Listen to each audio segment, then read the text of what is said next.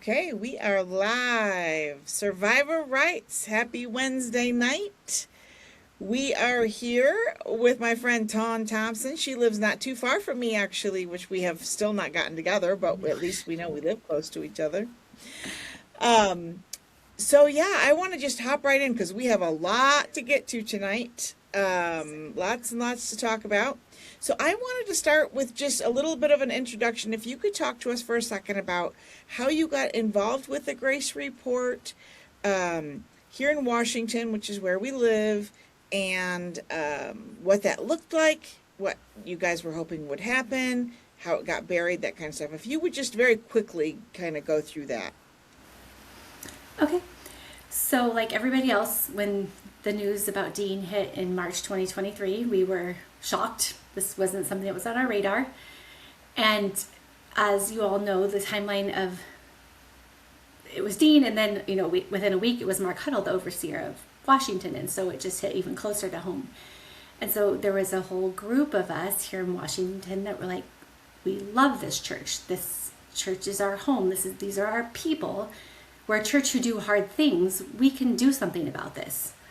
And we started what we called an advocacy group. We had online meetings. We had people with professional expertise that they were sharing about how, like, from HR and victim advocacy and all sorts of professional people that said, hey, we have resources. We can help fix this. We can do this work. And so we ended up doing a bunch of research on what do you do? What do churches do? What happens in things like this? The Southern Baptists have done this. The Catholics have done this. Like, what are some resources out there? And we looked at quite a few different resources and found GRACE, which is an acronym for Godly Response to Abuse in the Church Environment. Cynthia Lyles helped us put us in that direction as well. And we presented in August of 2023 to the ministry, which included, at that time, Daryl had become overseer, and then Brian and Wayne, and several other workers like Don Davison and some others were on the call as well. And we presented, this is what it costs, this is what it'll do, this is the commitments expected. And they agreed. Like, okay, we'll do this. We'll hire this organization, we'll get some education, we'll have them do an investigation, we'll have them do a survey. And we were very optimistic and hopeful, like, wow, this is a huge step, right? To hire an organization outside the church and do all this work. And they did it. Like, throughout the fall and winter, they did an investigation. They talked to several people in the church. And then, as you all know, the report was done, the survey was done, all this information is available, and they decided, the ministry said they would not release the report. The victim did release the report as it was given to her. So it is available publicly, but it was not released to the church via the ministry. So a lot of people have a lot of anger around the truth being minimized or just flat out. Cynthia and I were just talking on Worthy about the narrative that's happening inside the church and how different that is from the reality of what we have going on, as far as them, that it's not as bad as we're saying that it is, all of those types of things, which is very upsetting for a lot of people, because we're trying to be as factual as we possibly can with who's attending meetings, what perpetrators have been allowed back in, especially out here on the West Coast. They're, of course, allowing back in. And so that anger is and frustration is a lot there. But we ended that just right before we're starting on here. So I'm going to lead tonight with the loaded question of, if the church hadn't buried that report, or if they were to pull that report back out and suddenly own all of the things that they have flat out lied about, buried, hidden, swept under the rug, not taking accountability for, we're honest about the doctrine, we're honest about the origination of the church, like so many things. I could go on and on. And I would be happy to make that list for people who need it. But if all of those things were fixed, that they would go back, what would you say to somebody that would go back to the church if the ministry were to fix those things? My first reaction to that is, if those things were fixed, it would be a different church. You wouldn't be going back to anything. It would be going forward to a different organization with a different purpose, a different mission, and different practices. It might be some of the similar people, but it would not be going back to anything that we would have known. So one of the biggest things we're going to talk about tonight is your faith journey and what that has looked like in your community. So when you and your husband decided that you were going to step away, the grace report was buried, you knew that you had to make a choice for yourself and for your children. As difficult as that was, feel free to talk through that however you want, but I would like to know where you're at now, because I know that your faith is very, very important to you. You opened your Bible in a way that you hadn't in the past and have really had a very different journey forward. Talk to us about what that looked like. Yes, I would say, I want to preface this that my husband and I were not unhappy in the church. It was good for us. Like, I would describe a positive upbringing with lots of family and friends and all the good things we associate with meetings, like campouts and sings and get-togethers, and I loved going to convention, and I wasn't a victim of assault. So I was living this other life that I didn't know about, this underbelly that was happening at the same time. And so I just want to say, we weren't looking to leave the church because we were ignorant of so many things, and we were unexamining of doctrines. Like if something bothered me, like baptism bothered me, like I would just like, well, those are one-offs. Like, those aren't actually the doctrine of the church. Those are just like some workers making bad decisions in some places. And all organizations make bad choices sometimes, right? And I bear with them. Yes, I minimized a lot of the questions that I would have that come up, and I would make my own decisions as far as, like, when I was in my early 30s, I had 3 small children. They're all girls. I'm like, they're not going to be forced to wear skirts. We're not, like, I ditched any denim skirt that I wore at that time.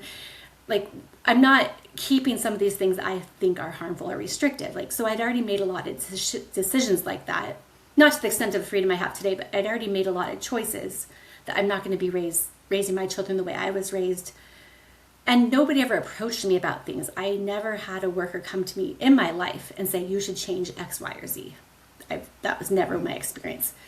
Reflecting back now, I realize it's because some of us had higher status in the community, and I didn't know that. I thought that was everyone's experience, but I wasn't approached. Because of who my family was, how deeply we were ingrained in this, I had a lot of privilege that I did not know I was walking with. So when it came to this and we hit the wall with the ministry, like, we went all the way there. We talked to all the workers. We had dozens. Like, I was counting up how many workers stayed in our home over that 2023 to 24 year. And we had almost 20 workers stay in our home. And then we had meals with other ones. We talked to them. Like, we went and did all the things, asked all the questions, talked to the overseers, Doyle, Daryl, Rob. Like, we talked to them in person.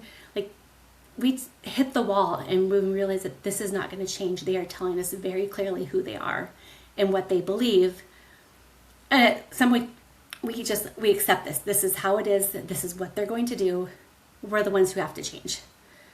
And so at that point, we had already left our local meeting.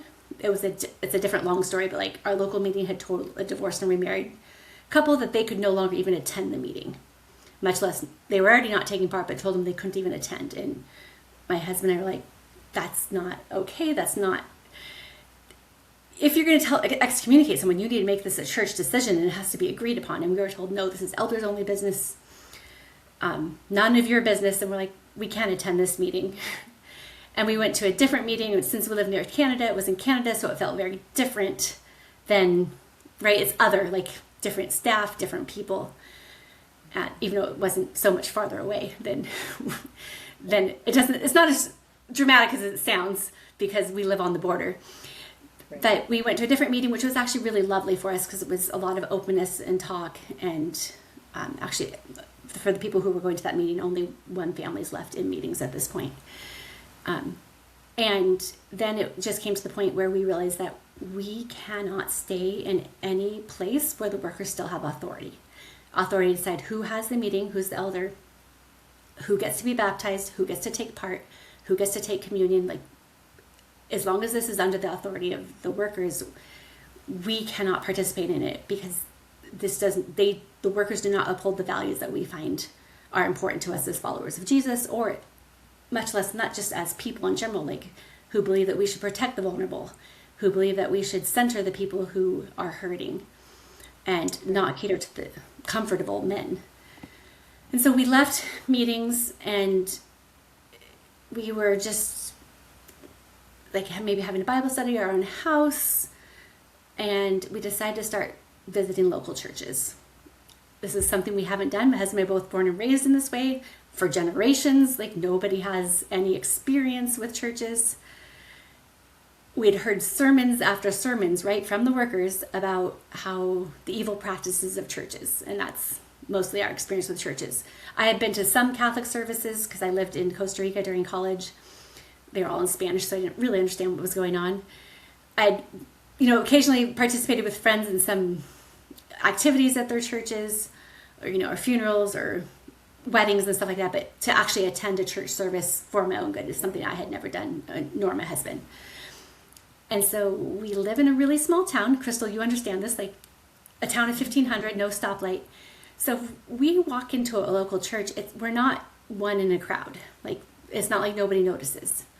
So we walk into church, and we know, my husband knows 80% of the people in there. I know less because I didn't grow up here, but I still know a good portion of the people there. And they know our church. They know our family dynamics. They know that my husband had quit working for his father after 20 years in the family business. Like, you walk into these churches locally, and they know who you are, and they know your life story. And it's very humbling, because we'd also been part of a church that was better than, right? Like, we were better than the other churches. We didn't participate in interdenominational functions. It was very humbling for us to be hurting and in need of a community and show up. And we have been embraced since the beginning. And we've attended 4 different churches here in our town. And there's more. Like, you would not believe how many churches a small town has. And we've attended church up and down our valley, and we've visited Seattle and gone to really big churches in Spokane, the ones with like lights and music and smoke shows, machines going on at the music, and then small little community churches like way out, like 40 minutes out of here in the middle of nowhere, where it's just like literally the local body of believers that meet together on Sunday in a building that's 100 years old. So at this point, we have visited a lot of churches, participated in a lot of different programs. We went to a Catholic Mass recently with some friends that invited us to go with them. And we're finding it really beautiful to see all the ways that believers can meet together, do the rituals, and we aren't super comfortable with all of them, and not all of them resonate with us, but it is a good experience to walk in and experience these different things. And at this point, we are mostly attending one church in town. It happens to be a Free Methodist church. I don't think the denomination is super important to us. For me to regularly attend a church, I want a church where women are allowed to speak freely in the church. And at least where I am right now, where it's more of a Arminian Wesleyan as opposed to Calvinist, I'm sure I'm going to be a journey on that, learning all these different things as well.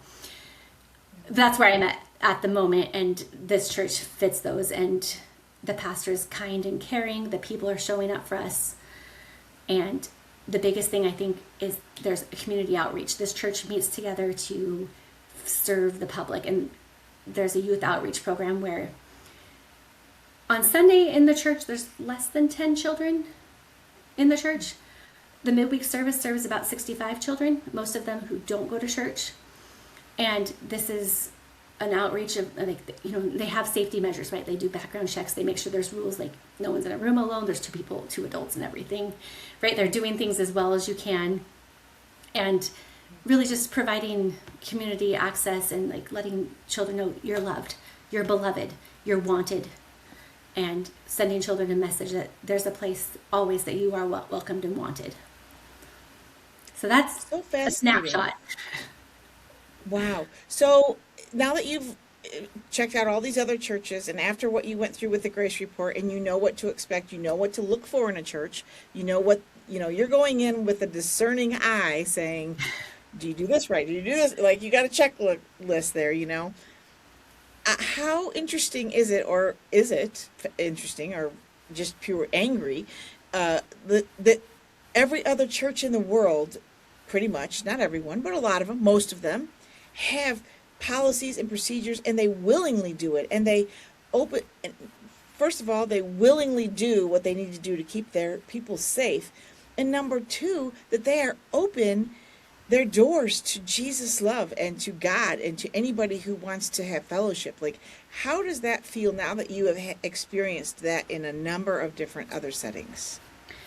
It still amazes me. I don't know if it'll amaze me for the rest of my life. I hope it does. Like, we sit in a church, and for example, the pastor in the church that we're in, he will pray for the Episcopal churches across the street.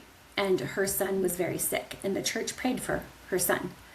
Or the Assembly of God pastor will come over and lead the women's mums group at the church that I'm at. Like, I cannot get over this working together among the interdenominations of the town. And it's a small town, so you have to pool resources, right? That's part of it. But just this idea of, like, we are believers, like, this idea of the capital C church and including all believers in that, and then looking at the outreach to serve the rest of the community, just to share the hope that's in Jesus, not to tell everyone they're going to hell, but to say, there's such a hopeful message. There is a Redeemer. There is hope that someday everything will be in right relationship. Justice will be served completely, perfectly melded with mercy. And that's the hope that I love that we're sharing. So, somebody asked me yesterday, somebody that's still in on my DMs, what would it take for me to stop doing what I'm doing, stop having these platforms, stop talking about the things we're talking about, stop trying to take down the church. My response was that I'm not. I'm literally just giving a voice, for a platform for people to share their experience and to speak their truth. Like, I am not this is not a witch hunt in any way, shape, or form. It is a place to speak truth and to share. We came from a bubble where we were not allowed to have other information. True, if it was true, and this is my response, if it was true, it would stand up to any kind of discerning eye. It would stand up to, if there was love there, we wouldn't have all been kicked to the curb. So I don't really know how to answer your question, because back to, again, the same question then today coming out in Worthy, the very last question was, what do we say to people who would go back if they were to make changes? Well, first of all, I don't think they're going to make the changes, or they would have already. And you're right, it would be a completely different church on the outside, and because you can't have accountability and exclusivity and maintain the judgment and all of the other things that they think are legalism important, that are not even biblical. Yeah, and when I look at, once you have seen a different way of reading the scriptures and understanding context and understanding the different expressions of the Christian faith in different cultures and ways and places, the exclusive mindset just falls apart. Like, It does. it doesn't work anymore. And then, like, even in the last convention I attended in 2024 at Chelan, like, even then, at that point in time, one of the visiting brother workers was speaking against stained glass windows in churches, right? Like, that's not the message you hear. At least I haven't heard. I'm sure there are, like, let's not pretend there's not super unhealthy churches all over the place. Like, we know that there are.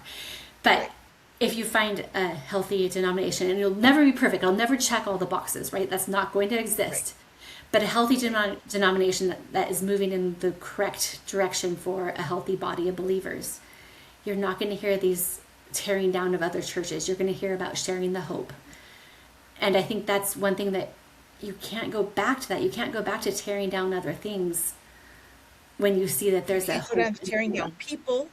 Yeah. Yeah, ripping people to shreds, ripping families to shreds, judging yeah, I agree. You can't. Last week, our guest was Doyle Wheeler, and his last word, because I always give last word, was religion is man made. Just remember that.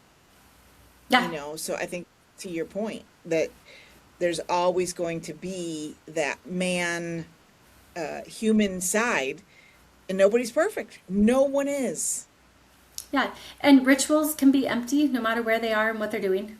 And Right. they can also be meaningful. And what are you going to do with it? And I think for me, as I'm looking at what makes me want to continue as a believer, what makes me want to participate in a community is it something that's inclusive, and is it something that brings hope and uplifts each other and uplifts the community? Well, one of the biggest questions that I get separate from that is always, where is the love? When people come to that point, it's the where is the love conversation. And that leads us into the next conversation we're going to have, which is about family. There is no biblical that I can find, please tell me if I'm wrong, that is divisive when it comes to your family, to loving anyone that loves Christ. Anyone that is, anyone, love them even if they don't love Christ. Like, that is Jesus' way. You take care of those who have less than. You are inclusive. All the things that you're talking about. How, you said earlier, when you start reading the scripture and seeing it differently, like, how does somebody put on that different lens? Where do they even start to say, okay, I need to let go. I need to cross the threshold of what I no longer believe. That was a lie. Now I see. How do they cross that threshold, and what does that look like? For me, it's learning the context of the scriptures, learning the history, learning the context. And I was a devout Bible reader. I could recite verses from a child, and I'm trying to memorize verses now, and I was like, oh, it was so much easier when I was a kid. As like, I still have some of those verses memorized, and now I'm trying to memorize something new. I'm like, oh my goodness, this is taking me weeks. But learning the context and the culture of the Bible, and looking at the Old Testament's not just like, oh yeah, it's also there. It's the story of Jesus, his family, his people, how he came to be. And the thread of justice and mercy, and walking with humility through it, and protecting the widow and the orphan, and protecting the poor. And it's throughout the Old Testament scriptures, and this idea of like, you are beloved, you are wanted.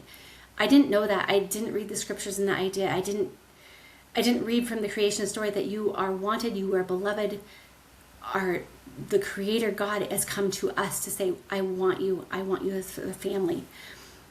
And that thread throughout till Jesus comes, like, I didn't have that context at all. And I think the BEMA podcast has helped me tremendously give that context. Say the podcast one more time. BEMA, BEMA. Oh, And this, got it. Yeah. yeah, and this goes through the history and culture of the Bible, especially from a Jewish lens, and Right. from someone who is a follower of Jesus, but just who is also ethnically Jewish, and like looking at the scriptures from that viewpoint. The Bible Project, like listening to the Bible Project on the Sermon on the Mount, was just astounding to me. Like, I've read this and read this and read this, and look at all this context I did not have. And just once this falls off, then you can look at all the scriptures and look at all the commentaries on it, and look at all the things. Like, look, people have been looking at these things for 2,000 years now. Look at all the different interpretations. They're not all correct. And I think following some theologians, like I've been following N.T. Wright, he's very nuanced. And what I love the most about him is he'll say, 20 years ago I would have told you this, but now I'll say this. And he'll openly say, remember when you're reading older theologians, they were solving problems for their time. We're solving problems for our time. And he's like, somebody's going to correct what I do someday. And the Lord willing, if we are in the year 10,000, we're still going to be the early church. Like, what are they going to say about us? What are they going to say about this particular point in time? So interesting to think about a church actually evolving and becoming. So what would you say to people who are not good, or never have been really, about reading their Bible and digging deep like that? Because I feel like that the sense of belonging that so many people are like, it would be easier to go back because of the belonging piece and because of the connection piece. That is more of a draw than actually the spiritual connection, except for the fear of hell that got drilled into all of us from a very young age. So there's some things to kind of pull apart there. But what would you say to somebody like, because it's so clear to me now, and I've been out since 1993. So when I look at it from that perspective and like just read the Bible the way that it is, the miracle, I had a great conversation with Mark Simmons today, and we were talking about taking the limits off. Like, at what point will we start to take the limits off of God? And I guess coming from such a little teeny tiny bubble in a little teeny tiny world with this much information and basically being spoon fed, it didn't turn us into seekers. Like, if our personality isn't such to go dig for the answer or to get curious about what's going on out there, we were spoon fed so well, why would we go dig out the Bible and start looking through it? So what would you say to somebody that's just not where they're at, but they're still searching and longing for belonging? Yeah, and there's something so compelling about certainty, right? That's what fundamentalism gives you, is you're certain you have a way. And it's funny because like Tim Mackey from the Bible Project puts it so well, like so many of us think that you're like on a line, a tightrope line, trying to get to heaven, and like you might fall off to hell like any point in time along the way, right? And that's not how it is. But you're certain if you like, well, I can stay on this tightrope line if I do X, Y, and Z, and I do them every day. And just letting go of that legalism and that fundamentalism and that certainty, that's I think what's the most scary thing. Well, if I'm not certain about this, what is next? And what I say to that is, what I want to teach my children is not to be beguiled by certainty, because there's no certainty in this earth. We're not made that way. But can you be beguiled by the idea? Beguile is not the right word. Can you be entranced with the idea of like, what does it look like to have justice and mercy? What does it look like to have right relationship with us towards others, us towards ourselves, us towards God, us towards the earth? What does it look like to follow that journey of beauty and justice and righteousness? Because that will keep you from, at least how I'm thinking right now, that will keep you from needing certainty about, oh, these are the right way to do it, this is the only way to do it, and everyone who doesn't do this way is wrong. Because there's so many ways that we humans can show up and honor the beauty and the justice and the mercy that is possible. Right. But even in meeting, we didn't have the certainty that we thought we did. Because if you ever go to a funeral, which we all did go to many, the question, it's did they do enough? Did they do enough? May we only hope that they've made it into heaven. Like, so that's the duplicity that I feel like is kind of like a mind screwer upper, because you think you've got certainty, but really you don't, because you're never really sure if you did enough all the way to the very end. I keep circling around this too. Like, so we're fundamentalists, like, okay, show up to meeting, show up right, marry the right person, have your home open home, go to convention, right? Like, we had all these certain things to do. Like, I'm doing these things. It must be reflecting the holiness in my heart if I'm doing these things regularly. I read my Bible, I pray. So we had that, and then we had this, well, I'll try again next week. And even like at the end of life, people are like, well, I hope I'm going to heaven. And I have to say, not all old people, not all deaths. Like with my grandparents' death, at least the ones who still had their minds at the end of, they were ready and they were certain, and they were all in meetings. Like, they were ready to see their Lord and Savior, and death wasn't scary for them. So it's not everybody, but I do see this uncertainty and like this idea, like I was told by someone who's still in meetings, like, well, I can see you're seeking salvation. And I'm like, no, I'm not. I am assured of salvation, and I'm assured of hope for every single person here, and I'm assured of a just God who's not accidentally sending anyone to hell. If and this idea of hell as eternal conscious torment doesn't actually exist in the Bible. So yeah. So I guess that's the thing that I struggle with, is helping people to not stay stuck in Cynthia and I were just having this conversation, is not to stay stuck in the drama and the fight of, are they going to change? Are they going to change? Are they going to change? Are they going to? We just need them to change, and then we can go back. That's never going to happen. Like, it is a goal to just like, I believe that we can be more discerning. We do better when we know better, which is what this whole platform is about. Is just trying to help people understand all the different perspectives that they could possibly consider, and then they can make a choice that feels right for them. Without spoon feeding in the way that we were used to being spoon fed. You know what I mean? But just the idea of discernment, and the idea of unconditional love, and the idea of salvation being certain, and that we do feel and know for sure that we have the love and the salvation that we will spend eternity with Christ. So it's and maybe, Cynthia said everybody's got to do their own journey. You can't put somebody on, you can't talk them into or out of their personal journey, which I guess is part of the question that we're having of people who are still in or are considering leaving. And that's, I think, why so many people who have left are still stuck, is because their family's still in, their spouse is still in, or their kids are still in, or their parents are still, that tends to keep you stuck, or at least tethered to that connection. What would you say to people to that? Because you have in-laws that live at the end of your driveway. Yes. I know it's not easy, and meeting is in their home. So how do you navigate all of that and do it with love? Do it with a heart that is, they're going to be what they're going to be. I'm going to love you anyway. How do you do all that? I think boundaries. Like, my in-laws had invited Mark Huddle to live with them, so he's been residing there for the past 6 months. And this makes it so actually that's not a safe place for our children to be, and you are not safe people for us to cultivate a relationship with, because you're deeply groomed by a man if you think that this is okay, or that he has been a changed man without any accountability or safety plan. And so for boundaries, it's like, well, we don't go to your house, our children don't go to your house. And then, but do we cut off all communication? Or we see them for Christmas or birthdays, and we have graduation coming up, like, you're invited to come to our house for graduation.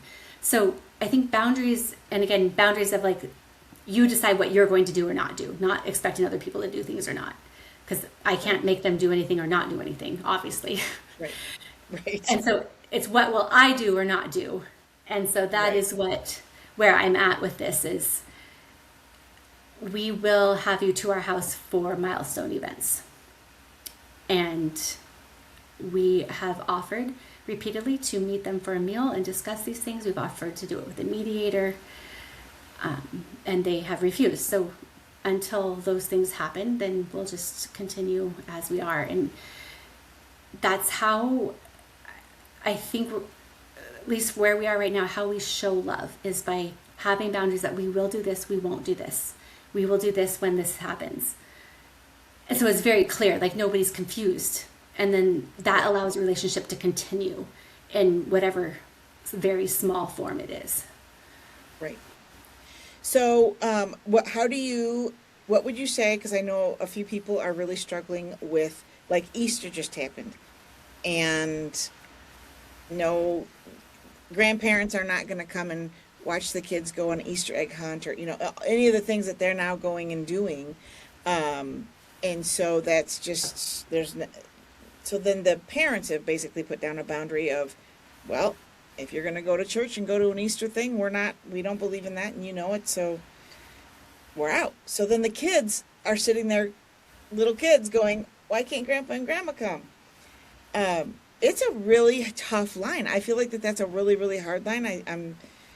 I don't have a magic wand, other than I think you're right on just being very, very clear. Obviously, you and your husband are on the same page with that. Yes, we are. Which, so for those whose marriages aren't that way, like, I have all the heart in the world, because I think we've seen so much damage of when we went to meetings of like, oh, we're so glad so-and-so is faithful, even though their husband or wife never comes, right? So I have so much heart for people who are like, I am sticking I'm protecting my family whatever way by continuing meetings. Like, I understand people are making decisions from so many different places. Right. Well, and so that's one of the other things, like when we sit and look about what we can do from the outside, basically it's the next generation. Like the older people are not going to change. Their heels are in the sand with their heads, and that's fine. But the younger generation is more discerning. They are more open to information. They're used to looking at their phones, that kind of stuff. So it's like, how do we pop or infiltrate into that tight bubble that they used to be able to control before there was an internet? And so I feel like that the only hope of them of ever knowing what reality looks like on the outside. We just had a conversation about, have you seen the False Prophet, the Trust Me show that just came out on Netflix? I haven't. I've seen about it, but I haven't watched it. So yeah, it's going to be very triggering. So I just want to tell anybody out there, very, very triggering, very triggering. I have not personally watched it. My husband binge watched it, and I was close enough in proximity that I could hear enough and see enough that I was like, I am not in a place that I don't need any more anger. Yes. I'm not angry, and I don't want to get angry. And so healing and moving forward takes so much energy at the same time that you're laying down these boundaries and you're trying to figure out your spirituality. Like, it's exhausting, and it would just be so much easier to just go back. And if they would just fix it and just get it over with, and we could all go back. And it's like, that's a fantasy, I think, that a lot of people still have, though. What would you say to that? As hard as you worked on that grace report, as devastating as you were when you knew that nothing was going to happen, no matter how many thousands and thousands and thousands and thousands of dollars they spent on it, they don't care what that says. They're not going to budge. They don't. So this is one reason, like, I did an interview with Whitney. Like, I wanted on the record, like, I did the work, and not just me. There's others with me that did tons of work too. So I'm speaking about myself right now. I just want to make sure everyone knows it wasn't me personally doing all this. I know how much work we put in. I know we had plans, we had scaffolding, we had all the expertise possible. We had a 6-part process. We had developmental plan, like looking at what can we do now, what can we do in 6 months, what can we do in 3 years, 6 years. Like, if you wanted, like, what if you did this? Did you try this? Did you try this? Yes. Yes, yes, yes. We tried all this. I work in change management and healthcare. Like, if anyone knows anything about healthcare, it's like education or any of our other institutions. It's ridiculous, right?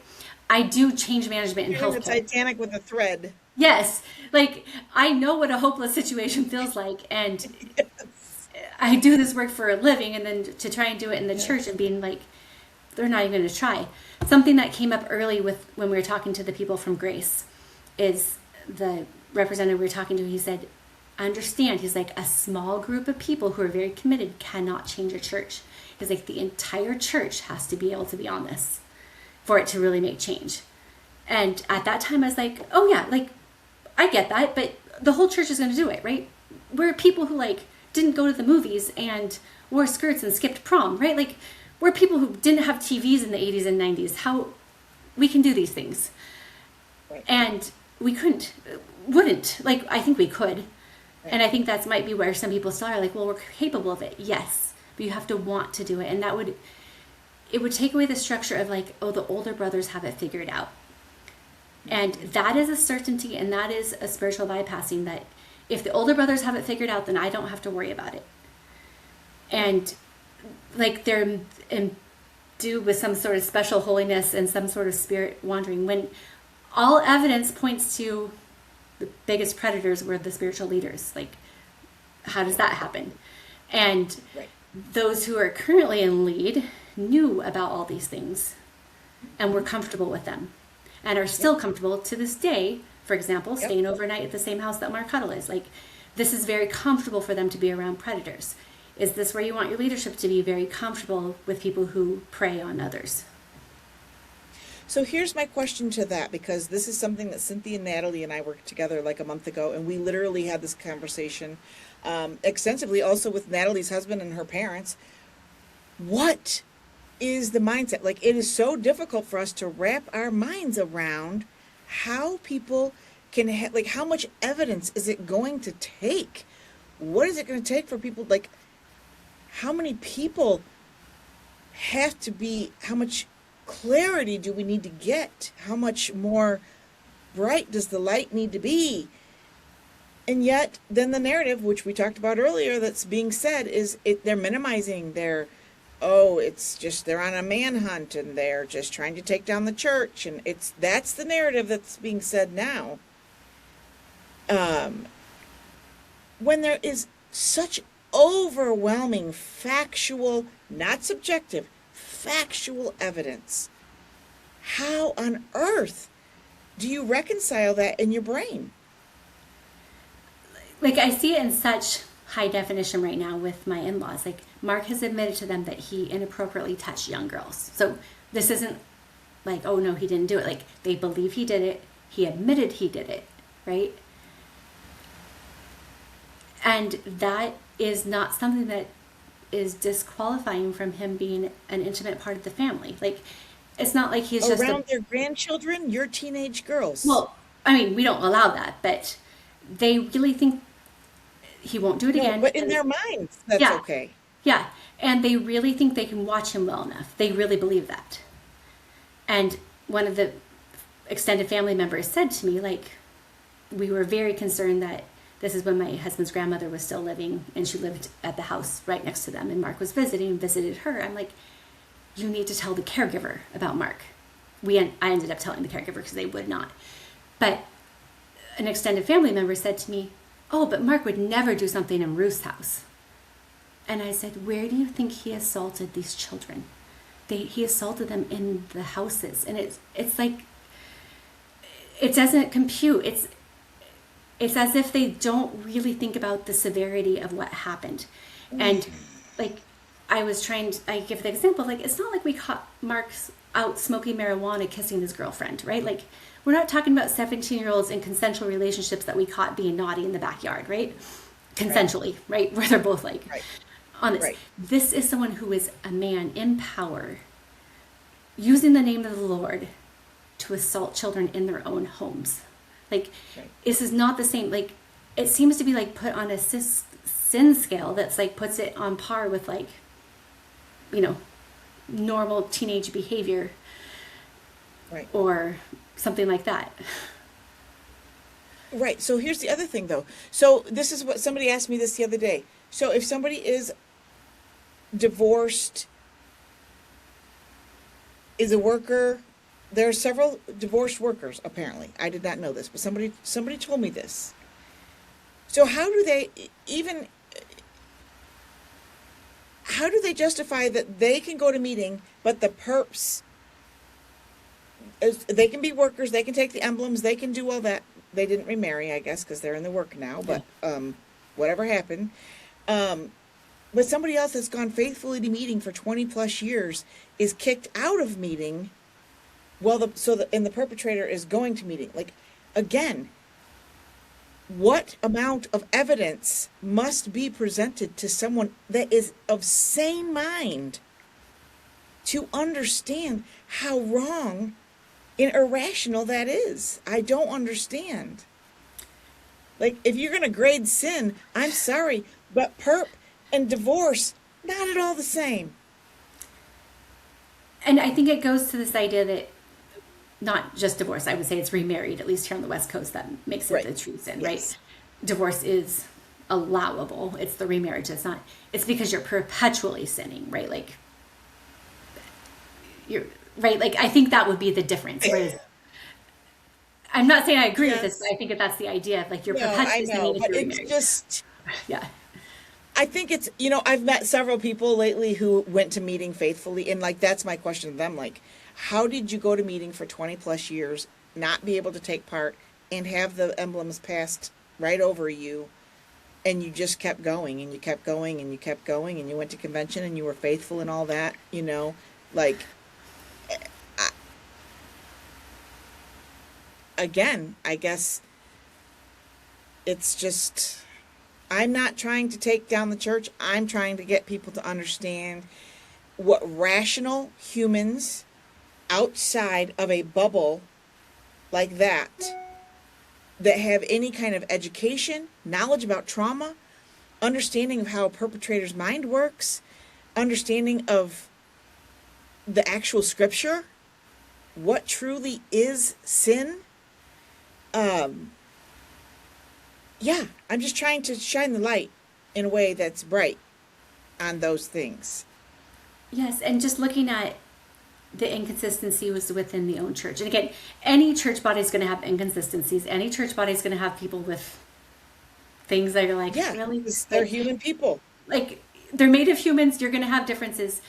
The difference is this in a harmful direction or not? And when we are looking at, I was bringing up with my husband earlier this week, an example of, at least on the West Coast, and particularly here in Washington, I think more than other places, if a couple became pregnant before they were married, then they got married. They weren't allowed to take part until the baby was born. Right. And I did that several times. yes, so, and I think this was coming, and it was bizarro to me. Like, it has been bizarro since I was a teenager. I'm like, what? That makes no sense. Like, Right. if you're going to have this rule, then anyone who has premarital sex should not take part for 40 weeks. Right? Like, that should be the rule. And then what if you lose the baby, which I have friends that did lose a baby, and then they could take part the next Sunday, like, not wait till when the baby was supposed to be, like, and wait, once you get married, doesn't that so-called make it right? Like, it never made sense to me. No one could ever answer that question for me, except for, well, this is just the way we do it. And I think just looking, really examining, like, what are some of the things that you do, like, for baptism, like, there's so many different doctrines around baptism, and you can just look at this if you're still in the church right now. Like, so there are people who the workers refuse baptism to because their document status in the United States is, illegal, or like they're here undocumented. They refuse them baptism, which is especially ironic if you're in the southwest part of the United States, where this is where and these are people from Mexico who have lived there for generations, right? Like, I'm like, this doesn't make any sense. Like, or you refuse baptism for military service, but not here. Here, that worker won't do it, but this worker will. Like, look at your own church doctrines. What is the church doing that you resonate with or don't resonate with, or even taking the emblems, like, who's allowed to, who's not? Does that resonate with your values and what you read the scriptures to be? And I think that's what I would tell people who are still in meetings right now. Like, what do you believe? What do you believe the scriptures teach? And the inconsistencies within the 2x2 church, what is that doing for you? Right. I guess I had someone literally yesterday, I had an hour and a half call with them. They got pregnant and were forced by a rape, and they were forced to marry the person. They're still married to the person. And it has been a horrific life. And the unworthiness that they came to me with, of just, I don't even know where to begin. I don't know how to get my life back. I just can't keep living like this. Can you help me find a way out? And I hung up. I was so just emotionally drained after that. And I thought to myself, if the workers, like this guy that I argued with yesterday morning, I literally said, if you had any idea the hours of every day of my life that I spend cleaning up this mess, not just me, there's lots of us out there doing it, lots and lots of us,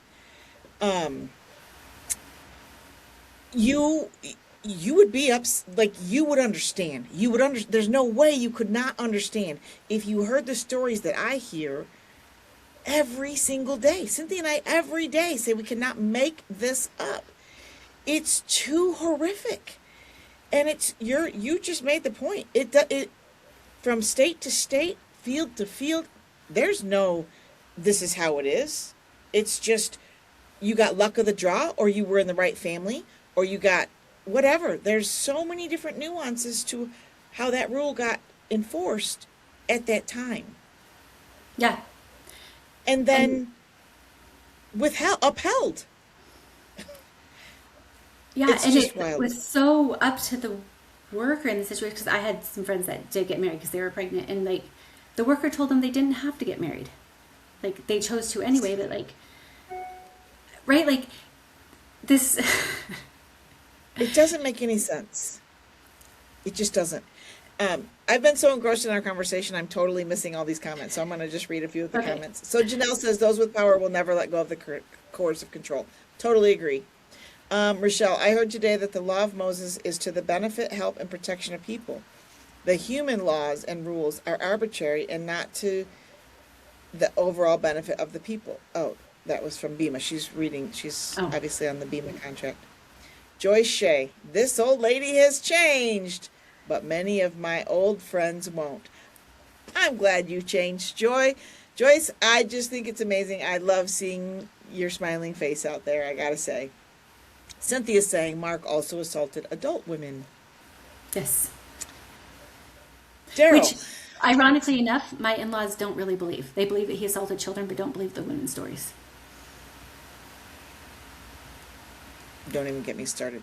Did you see the video that I posted on Survivor Rights today of the waitress that just threw the spaghetti on the gal in the diner, and the gal's like, "What?"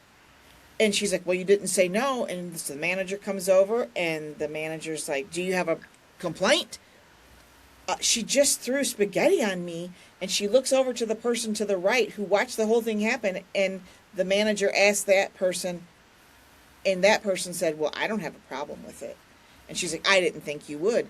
And it was all like, this person literally just dumped spaghetti down the face, and it's about sexual assault.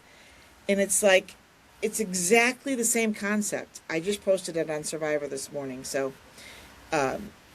it's the same concept, though. They don't believe. It's just so ridiculous. Daryl Johnson saying, I was actively watching a known perp at a convention and was unable to stop him from lunging at a group of boys, one of whom he groped, circa 2015. Watching them closely is inadequate. Cut, dried, and done. Don't disagree with you there, man. Janelle saying, right, considering the prisoners... I lost it. Oh, they have committed those crimes, yet attacked behind bars for what they get done. Yeah, the real world. Put them out in the real world. Put them in prison. Like, the world will take care of it. Trust me. They're just so confused in their minds. They are. That's the part that I guess the last couple of days, the stories that have come and the people that are, in this, I guess it makes sense that it takes time for those, maybe some people don't just come forward. It takes time to build trust, to build a place that they know that they can come to, that they're going to get the help that they need. So here we are 3 years in, and there's people who still haven't come forward. And there's every day things that numb my brain. And Cynthia's and Natalie's. Coercive control in the sect, from birth on. Numbing of the minds. Yeah, it's programming.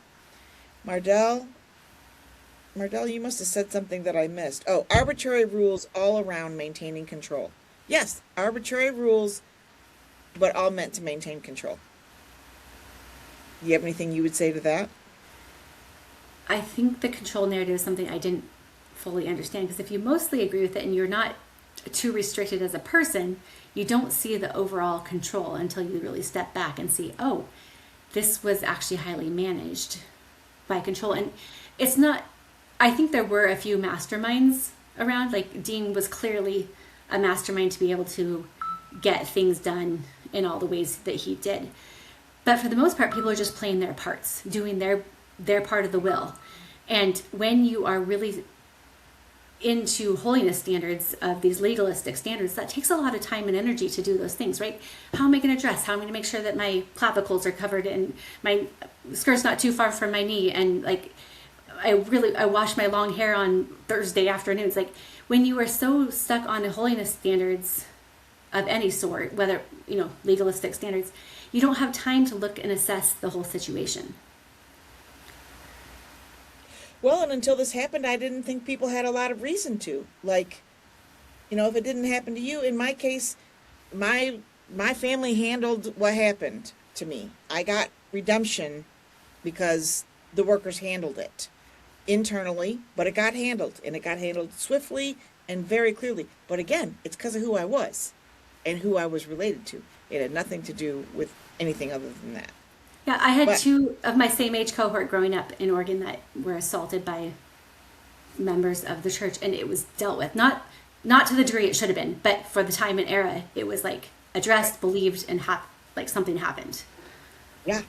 Yeah. And so I was able to move forward, and I was able to get that redemption, and I was able to, go into therapy and all of that. And then I was able to face my abuser in 2003 face to face. He apologized wholeheartedly.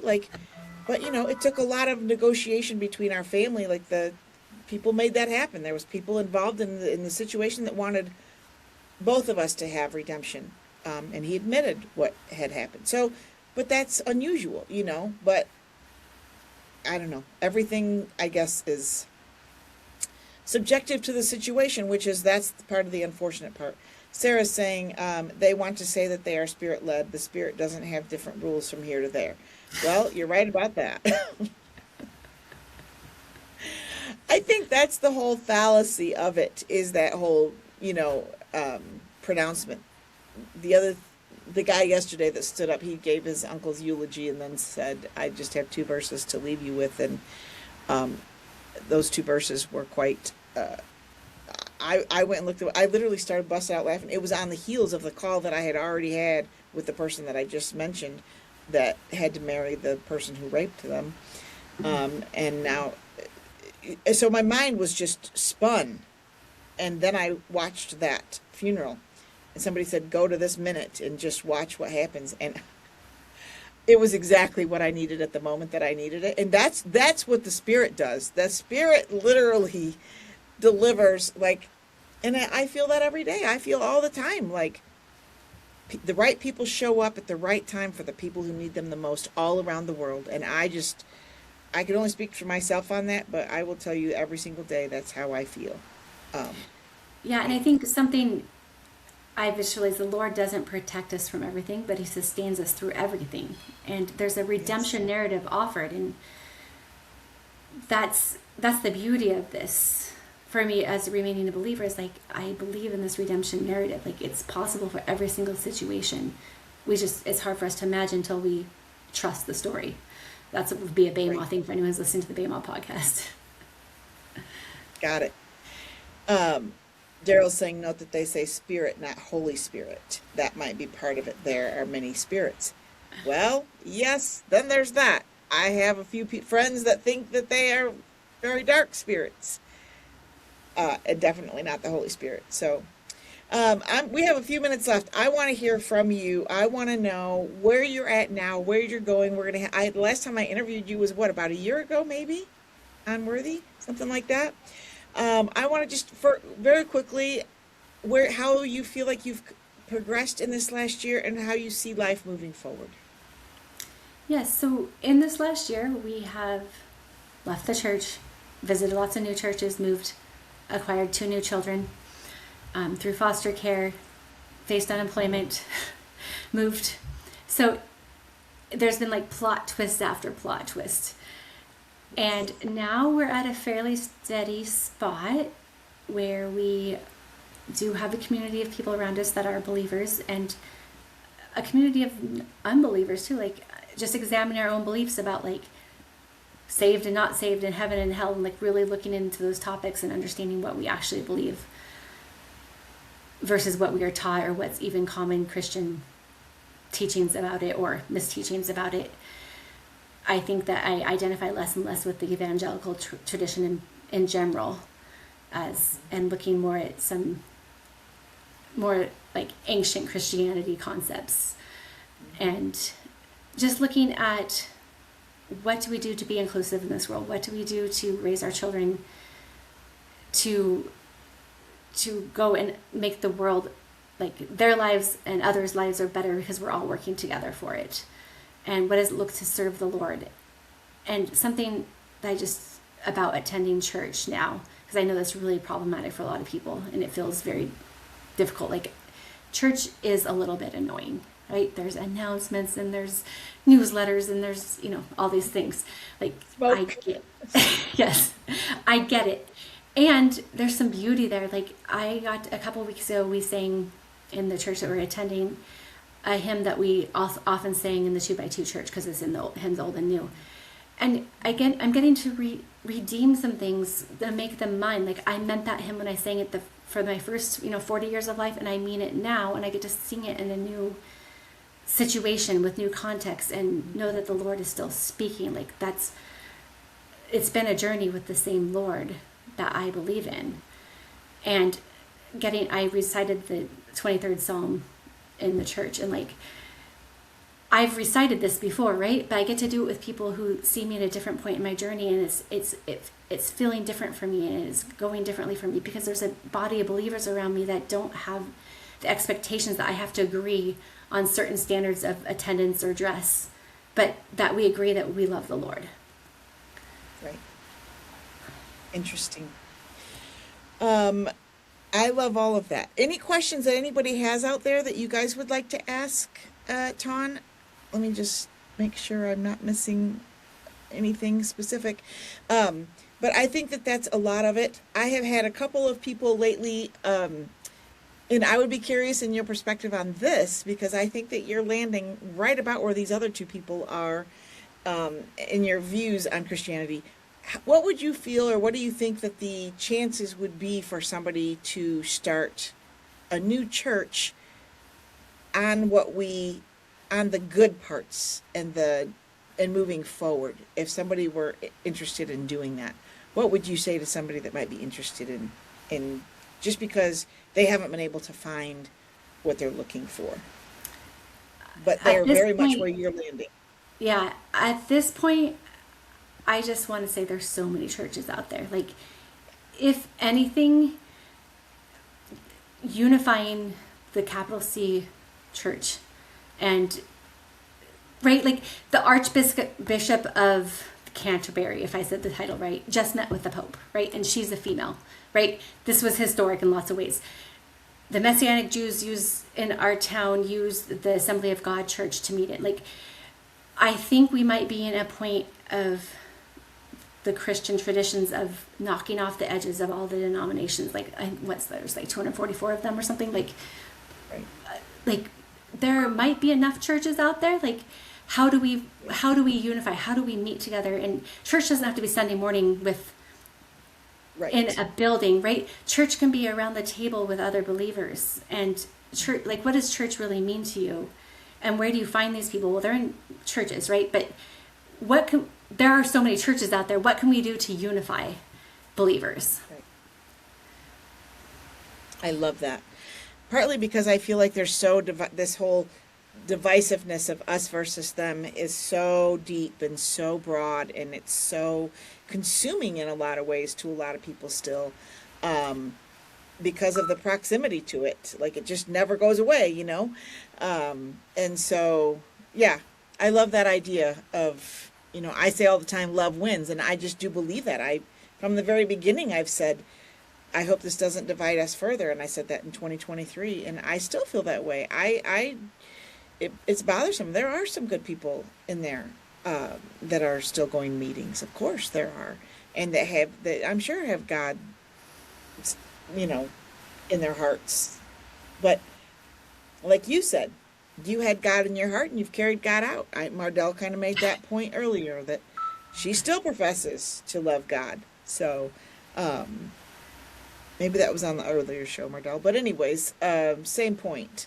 It's the same point. But so last word. I'm going to give last word to you very quickly. You just kind of said it, but I'm going to have you just say it one more time, of unifying. Will you say whatever you want to say? Yes. Last word. I think in continuing the journey of a believer, you get to decide what resonates with you and what doesn't. You don't have to believe any one church denomination. You don't have to believe any one leader, any one theologian. You get to look at all the traditions, look at all the teachings, look at scriptures, and say, what resonates with me? What is true to me? How do I want to live in this world? And